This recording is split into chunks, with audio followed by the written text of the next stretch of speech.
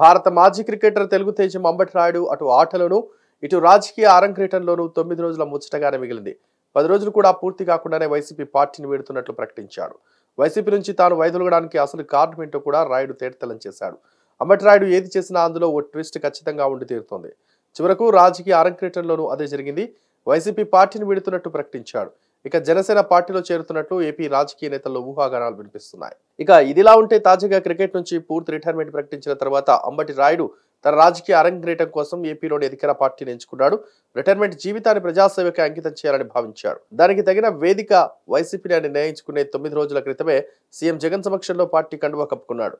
రానున్న ఎన్నికల్లో YCP ticket పై శాసనసభ లేదా లోక్సభ బరిలోకి దిగడం ఖాయమన్న ప్రచారం కూడా జోరుగా సాగింది.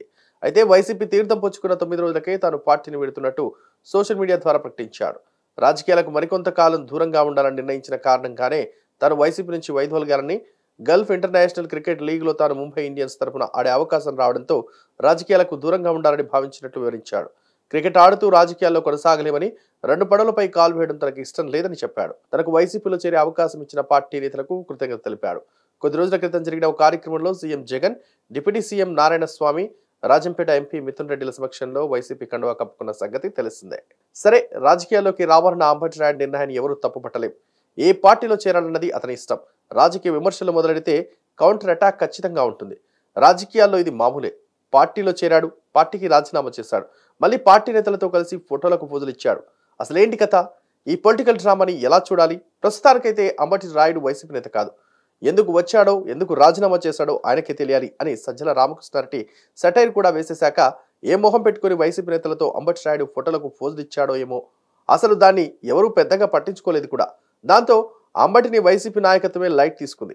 వైసీపీ పార్టీని కూడా అంబటి లైట్ తీసుకున్నాడు. అదేదో క్రికెట్ లీగ్ ఆడాలి కాబట్టి అంటూ రాజీనామా విషయమై కవర్ డ్రైవ్ చేశాడు. అది కాస్త వికటించింది. ఇదిగో ఇప్పుడు ఇలా మళ్ళీ వైసీపీ పంచన చేరేటట్టు ఇంకో కవర్ డ్రైవ్. ఇది ఇంకా కామెడీ అయిపోయింది.